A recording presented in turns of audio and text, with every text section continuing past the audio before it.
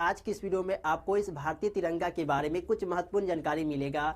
जैसे कि इस भारतीय तिरंगा का साइज क्या होता है, इसमें जो अशोक चित्र बीच में होते हैं इनका आखिर अर्थ क्या होता है, इनके रंगों का आखिर अर्थ क्या होता है, कब हमारे राष्ट्रीय झंडे को कुछ इस तरीके से झुका दिया जाता है, कब हमारे राष्ट्रीय झंडे को उल्टा फहराया जाता है, हमारे राष्ट्रीय झंडे को रैली वगैरह में हमें किस तरीके से बिहेव करना चाहिए। यानी कि गाइज इस वीडियो में आपको इस भारतीय तिरंगा के बारे में बहुत ही महत्वपूर्ण जानकारी मिलेंगी जो कि बहुत कम लोग ही जानते हैं। इसलिए अगर आप भारतीय हैं तो इस वीडियो को पूरा देखिएगा और साथ ही वीडियो को लाइक करके अपने दोस्तों के साथ इस वीडियो को शेयर कर दीजिएगा। तो चलिए गाइज वीडियो को शुरू करते हैं। गाइज इस राष्ट्रीय तिरंगे का साइज 3:2 के अनुपात में होता है। जैसे कि अगर इस राष्ट्रीय तिरंगे की लंबाई 12 सेंटीमीटर है तो इसकी चौड़ाई 8 सेंटीमीटर होनी चाहिए। यानी कि किसी भी तरीके से करके इस राष्ट्रीय तिरंगे की लंबाई एवं चौड़ाई का अनुपात 3:2 होना चाहिए।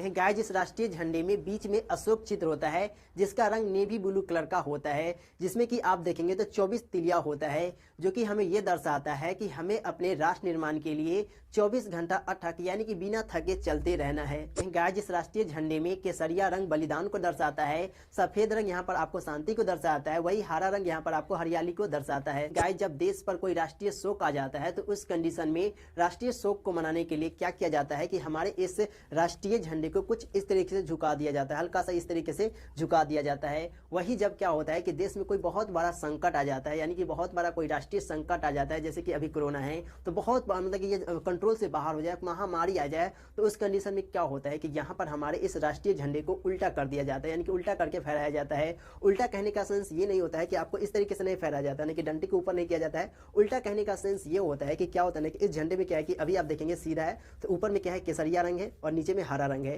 लेकिन जब उल्टा झंडा फहराना होगा तो उस कंडीशन में क्या होगा कि इस हरे रंग को ऊपर कर दिया जाएगा और केसरिया रंग को नीचे कर दिया जाएगा। यानी कि जब देश में कोई बहुत बड़ा संकट आ जाता है तो उस कंडीशन में राष्ट्रीय झंडे को उल्टा फहराया जाता है। लेकिन अभी तक देखा जाए तो कोई भी संकट हमारे देश में आया नहीं है और भगवान न करे कि ऐसा कभी देश पर संकट आए। गाइज अगर आप इस राष्ट्रीय झंडे को टेबल पर रख रहे हैं तो यहाँ पर आप ध्यान देंगे कि टेबल पर रखते समय कुछ इस तरीके से झुका नहीं होना चाहिए। अगर आप इस राष्ट्रीय झंडे को टेबल पर रख रहे हैं तो कुछ इस तरीके से सीधा होना चाहिए। अगर आपके पास दो तिरंगा है, जैसे कि यहाँ पे एक और तिरंगा है, तो हम इसे इस तरीके से रख सकते हैं, टेबल पर इस तरीके से झुका करके रख सकते हैं। अगर दो तिरंगा एक साथ हो तो अगर एक तिरंगा है तो आपको कुछ इस तरीके से सीधा ही रखना है, यहाँ पर आपको कुछ इस तरीके से झुकाना नहीं है। तो अगर दो तिरंगा है तो यहाँ पर आप कुछ इस तरीके से रख सकते हैं, अगर यहाँ पर एक तिरंगा है तो आपको इसे सीधा ही रखना है। गाइस तिरंगे को हमेशा दाहिनी हाथ में पकड़ना चाहिए और वहाँ पर आपको एक और बात का ध्यान देना होता है कि वहाँ पर जब आप इस तरीके से तिरंगे को पकड़ते हैं तो यहाँ पर आपका क्या होना चाहिए कि दाहिना हाथ ऊपर होना चाहिए और बायां हाथ नीचा होना चाहिए, जैसा कि आप फोटो में देख रहे हैं। गाइस अगर आप तिरंगे झंडे के साथ साथ किसी अदर झंडे को भी फहरा रहे हैं, यानी कि एक साथ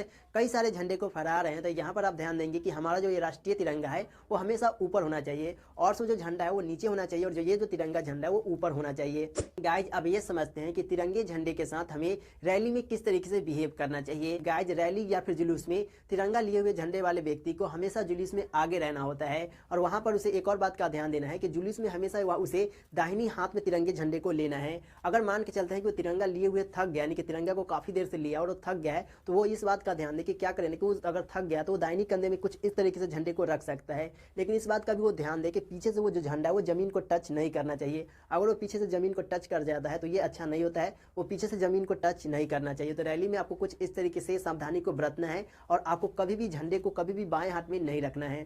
गाइज अगर आप ये जानना चाहते हैं कि इस राष्ट्रीय झंडे को किस तरीके से फहराया जाता है, यानी कि 26 जनवरी को किस तरीके से फहराया जाता है, 15 अगस्त को किस तरीके से फहराया जाता है, ये ध्वजारोहण क्या होता है, झंडा फहराना क्या होता है, ये सब अगर आप जानना चाहते हैं तो तमाम सारी बातें हमने इस वीडियो में दे रखे हैं। इस वीडियो को आप सिंपल सा देख सकते हैं। अगर आप इस वीडियो को देखते हैं तो झंडे के बारे में और सारे नॉलेज यहाँ पर आपको मिल जाएंगे। तो सिंपल सा आप इस वीडियो को देखिए। अगर आप भारतीय हैं तो सिंपल सा आप इस वीडियो को जरूर देखिएगा। आई होप कि ये सब बातें आपको समझ में आया होगा। मिलेंगे एक नेक्स्ट वीडियो में एक नई जानकारी के साथ, तब तक के लिए जय हिंद।